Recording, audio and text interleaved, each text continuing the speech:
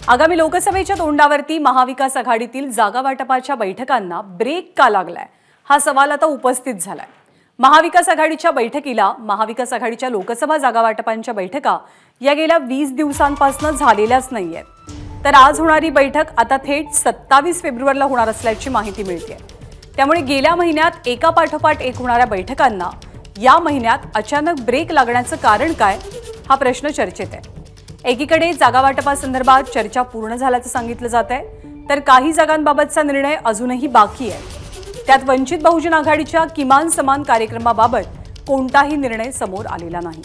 त्यामुळे वंचित बहुजन आघाडी सुद्धा संभ्रमात असल्याचं कळतंय।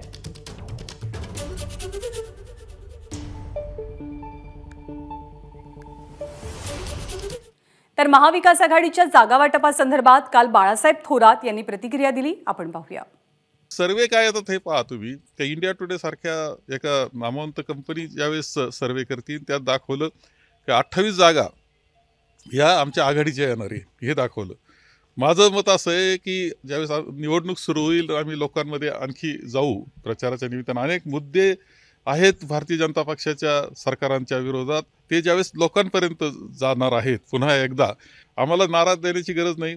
आज 28 दाखवत आहेत, आम्ही खरोखर जादा जागा म्हणजे खूप चांगल्या जागा ह्या आमच्या असतील म्हणजे चकित होतील संपूर्णपणे सर्व इतक्या जागा आघाडीच्या येतील असा आत्मविश्वास मला आहे।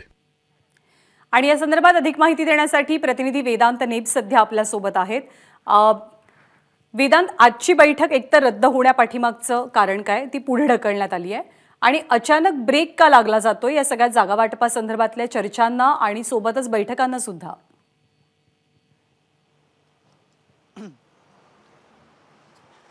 ज्ञानदा, आपल्याला आठवत असेल तर 2 फेब्रुवारीला महाविकास आघाडीची बैठक झाली, ज्यामध्ये वंचित बहुजन आघाडीचे अध्यक्ष प्रकाश आंबेडकर सुद्धा उपस्थित होते आणि त्यानंतर बैठकच महाविकास आघाडीची झाली नाहीये।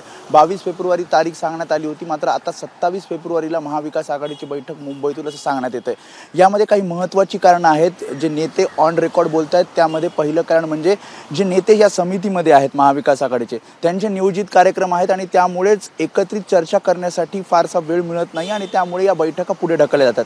दुसरं महत्त्वाचं कारण म्हणजे अशोक चव्हाण हे या महाविकास आघाडीच्या समितीमध्ये होते, मात्र अशोक चव्हाण यांच्या भाजपच्या प्रवेशानंतर महाविकास आघाडीतील नेत्यांनी सावध भूमिका घेतलेली आहे। सोबतच काँग्रेसमध्ये नाना पटोले, बाळासाहेब थोरात आणि वर्षा गायकवाड यांच्यासोबत अशोक चव्हाणांच्या जागी आता नेमकं काँग्रेसकडनं या जागा वाटपासंदर्भात चर्चा कोण करणार याबद्दल निर्णय झालेला नाहीये।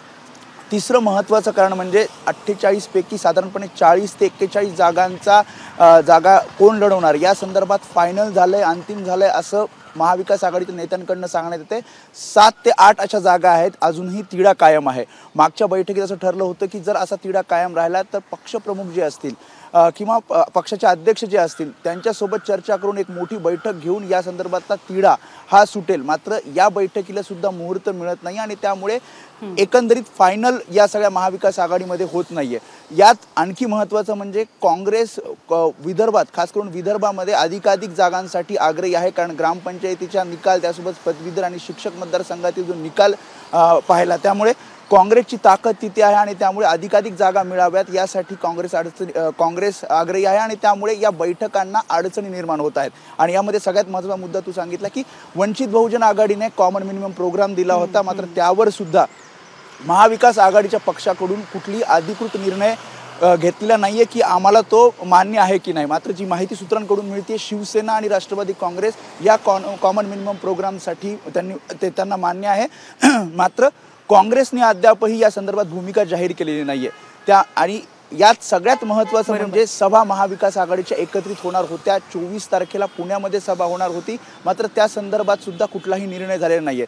त्यामुळे बैठकांना सुद्धा मुहूर्त लागत नाहीये आणि सभांना सुद्धा मुहूर्त लागत नाही। त्यामुळे आता जी 27 फेब्रुवारी तारीख दिलेली आहे त्यामध्ये नेमकं काय होतं, खरंच ही बैठक होते आणि बैठकीमध्ये जागा वाटपाचा अंतिम फॉर्म्युला ठरतो का हे बघावं लागेल, कारण लोकसभा निवडणुका अगदी तोंडावर आलेल्या असताना लोकसभा निवडणुका अगदी जवळ आलेल्या आहेत आणि महाविकास आघाडीतले बडे नेते उद्धव ठाकरे असोत, शरद पवार असोत, ते वैयक्तिक दौरे करतात, पण जागा वाटपाचा तिढा अजून संपलेला नाही। बैठकांनाही कुठेतरी खीळ लागली आहे, त्यामुळे अर्थात संभ्रमही निर्माण होतो कार्यकर्त्यांमध्ये, पदाधिकाऱ्यांमध्ये।